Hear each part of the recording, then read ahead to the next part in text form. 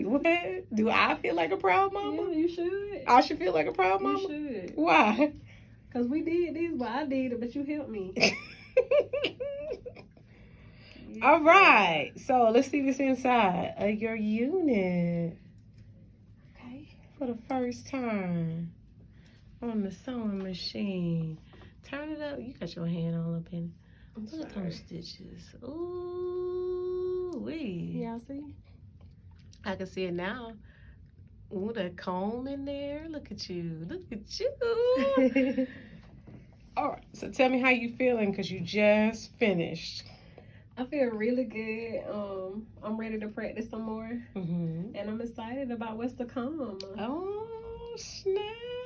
Yeah. So tell me what you liked about the class.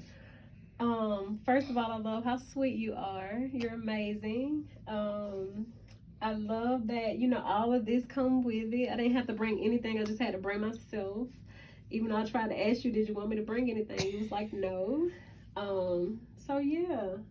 And you're very informative. Like, you helped me the whole way through. Even when I got stuck, you helped me.